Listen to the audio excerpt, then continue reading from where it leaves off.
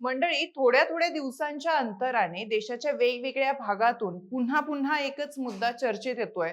तो म्हणजे हिंदू मुलींचं मुस्लिम मुलांकडून ठरवून केलं जात असलेलं धर्म परिवर्तन.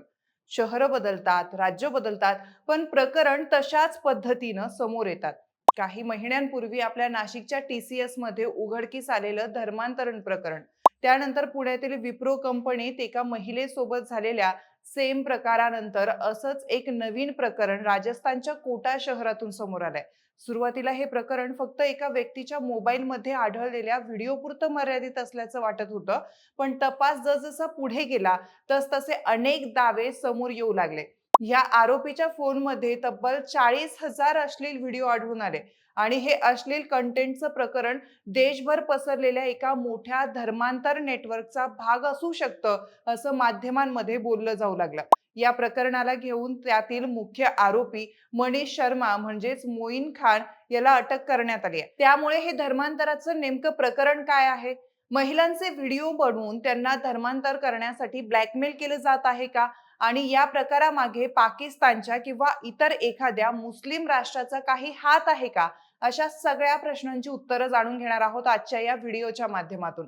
नमस्कार, मी ऋतुजा आणि तुम्ही पाहत आहात विशेष भारी. मंडळी, कोटा येथील मनीष शर्मा म्हणजेच मोईन खान याला पोलिसांनी अटक केली. त्यावर आरोप होता की टेलिग्राम वरून अश्लील व्हिडिओ इतर ग्रुपवर पसरवणं.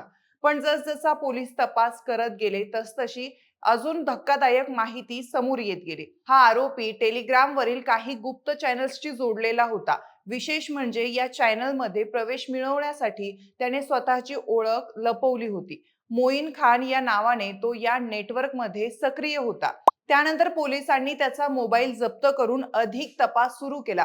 मात्र या प्रकरणाला सगळ्यात मोठं वळण मिळालं तेव्हा बजरंग दल सारख्या संघटनांनी दावा केला की या चॅनल्सचा उद्देश फक्त अश्लील सामग्री पसरवणं नव्हता, तर त्यांचा वापर करून हिंदू महिलांना लक्ष्य करण्यासाठी केला जात होता.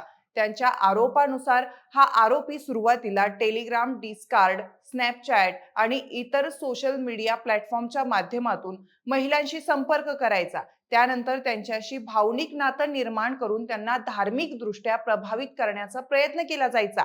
त्यासोबतच मंडळी, तपासात समोर आलेल्या माहितीनुसार या नेटवर्कचं लक्ष विशेषतः अशा महिला होत्या ज्या वैयक्तिक आयुष्यात अडचणीत होत्या, जसं की घटस्फोटित महिला, एकट्या राहणाऱ्या, कौटुंबिक समस्यांनी त्रस्त असलेल्या महिला किंवा मानसिक दृष्ट्या कमकुवत असलेल्या महिलांना निवडलं जायचं.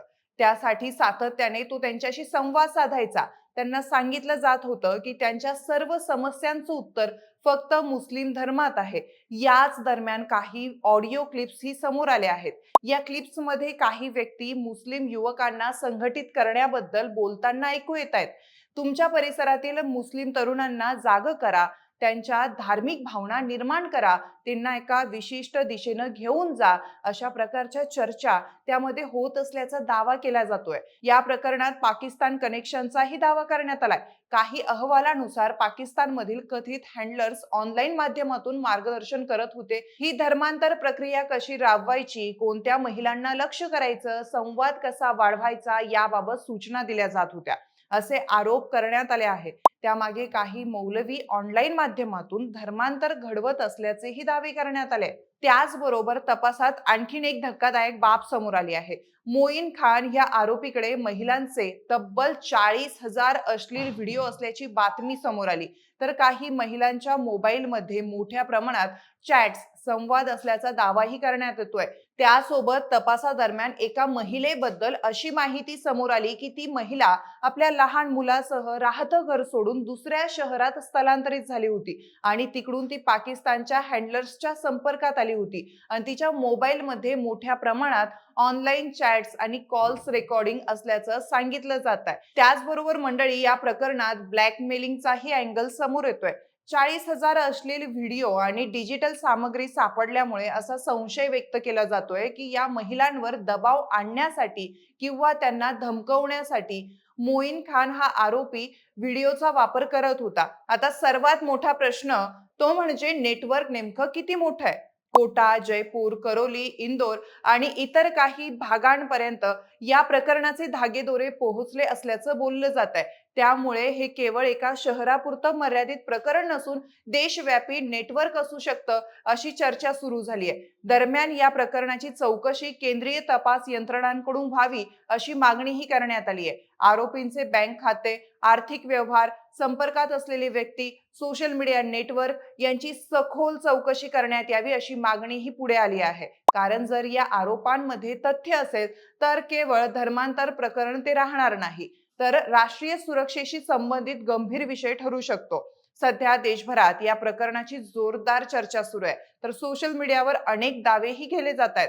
त्यासोबतच अनेक प्रश्न देखील उपस्थित होत आहे. मंडळी, खरंच पाकिस्तानमधून हे नेटवर्क चालवलं जात होतं का? महिलांना धर्मांतर करण्यासाठी ब्लॅकमेलिंगचा वापर करून पद्धतशीरपणे लक्ष केलं जात होतं का? आणि ह्या 40,000 अश्लील व्हिडिओंचा नेमका उपयोग कशासाठी केला जात होता? या सगळ्या प्रश्नांची उत्तरं तपास पूर्ण झाल्यानंतरच स्पष्ट होतील. पण एक गोष्ट नक्की आहे, कोटा कन्व्हर्जन केसने देशासमोर सोशल मीडिया, डिजिटल नेटवर्क आणि कथित धर्मांतर रॅकेट यांच्याशी संबंधित अनेक गंभीर प्रश्न उभे केले आहेत. आणि यामुळेच हे प्रकरण आता केवळ राज्यापुरतं मर्यादित न राहता राष्ट्रीय चर्चेचा विषय बनलाय. बाकी मंडळी, तुम्हाला या प्रकरणाबद्दल काय वाटतं? यासाठी काय काळजी घेतली पाहिजे ते कमेंट करून नक्की कळवा. आणि विशेष भारीच्या YouTube चॅनलला सबस्क्राईब करायला विसरू नका. धन्यवाद.